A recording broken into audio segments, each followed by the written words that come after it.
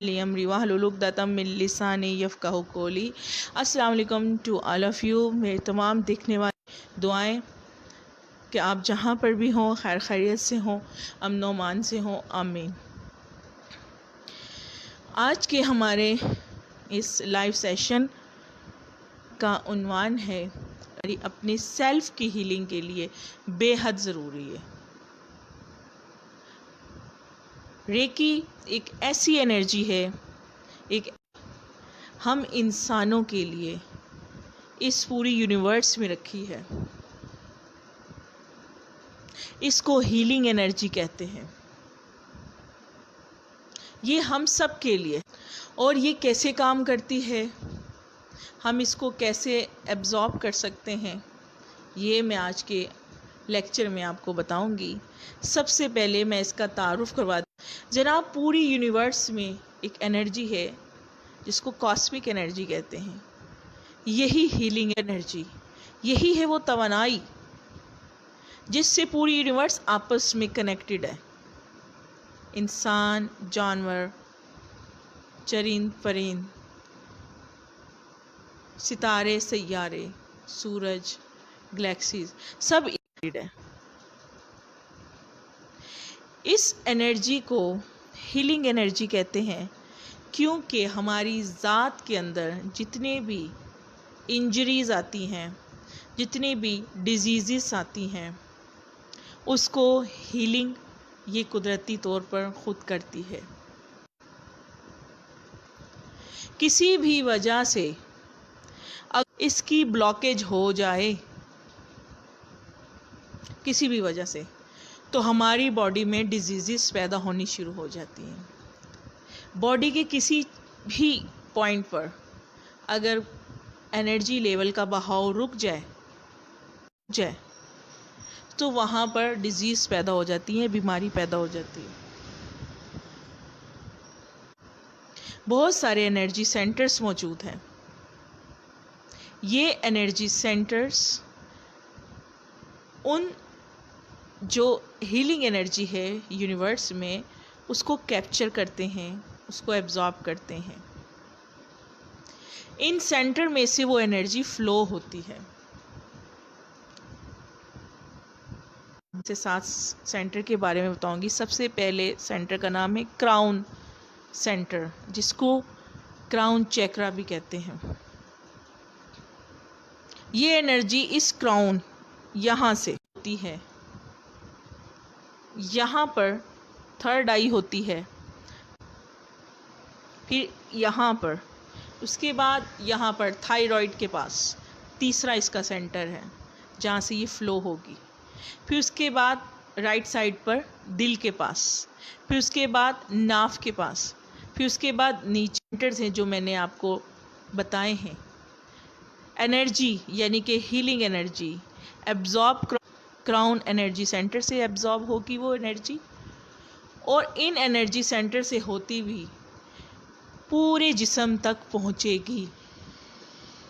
अगर किसी भी वजह से कहीं पर ब्लॉकेज हो गई है, करना रुक जाएगी, जिसकी वजह से डिफरेंट किस्म की डिजीज़ हो सकती हैं, हम बीमार हो सकते हैं। ठीक है जनाब, रेकी में क्या होता है? रेकी में होता ये है कि उसने खुद को कनेक्ट किया हुआ है रेकी मास्टर के साथ। रेकी मास्टर से उसके जिस्म से फ्लो होते हुए रेकी हीलर के जिस्म से गुजरेगी, और रेकी हीलर के जिस्म से गुजर कर उसके हाथ की हथेलियों से, पाम से बहाव पूरा चैनलाइज होता है। इसके लिए चैनल्स बने होते हैं। जब उन चैनल्स में से एनर्जी गुजरती है तो उस पर्टिकुलर बंदे को, जिसको रेकी चाहिए, जो रेकी हासिल करने के लिए किसी रेकी हीलर के पास गया है, वो उसके साथ कनेक्ट हो जाता है, से होती हुई उसके जिस्म तक पहुंच रही है, और उसके जिस्म में वहाँ जज्ब होगी। ये एनर्जी इतनी स्मार्ट है, इतनी इंटेलिजेंट होती है कि इसे खुद ब खुद पता चल जाता है ऑटोमेटिकली कि जो इंसान रेकी ले रहा है इसके कौन से पार्ट में ये उस पर्टिकुलर ब्लॉकेज तक रसाई हासिल करती है और उस ब्लॉकेज को दूर करने की कोशिश करती है और फिर वहाँ से एनर्जी का फ्लो होता है। जी हाँ, ये तो मैंने आपको साइंटिफिकली बताया कि रेकी इस तरह काम करती है। हजारों साल पहले हो चुकी है।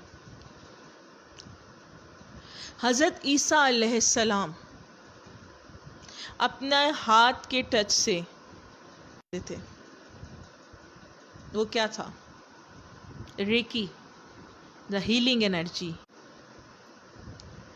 उसके बाद लोगों ने भी इस रेकी एनर्जी को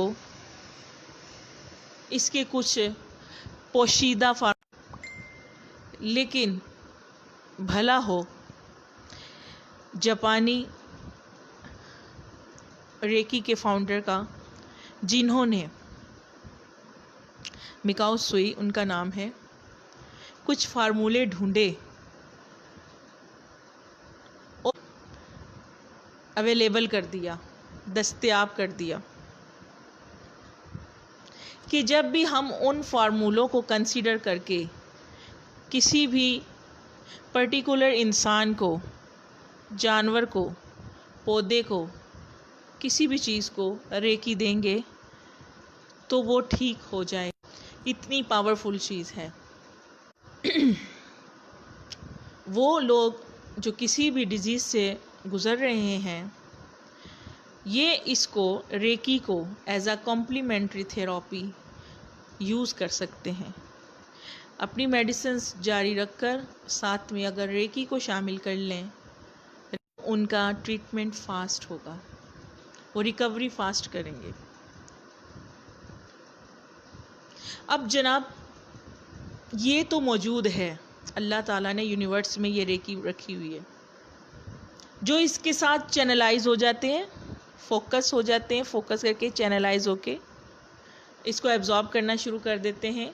मसलन रेकी हीलर, रेकी मास्टर, वो खुद ऐसे क्या बेनिफिट्स हैं रेकी के जो मैं इतनी बात कर रही हूँ। जैसे मैंने पहले अर्ज़ किया कि I am talking about the huge energy of the universe.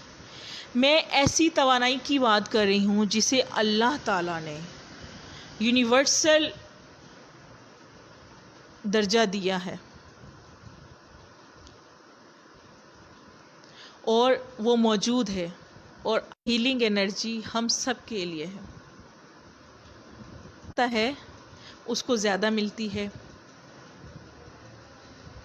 मैं आपको इसके बेनिफिट्स बता रही थी, लेकिन बेनिफिट्स बताने से पहले एक वजह बता देती हूँ कि ये ब्लॉकेज क्यों होती है। हम सब रेकी यानी कि ये एनर्जी को क्यों नहीं एब्जॉर्ब कर पाते, ब्लॉकेज क्यों हो जाती है।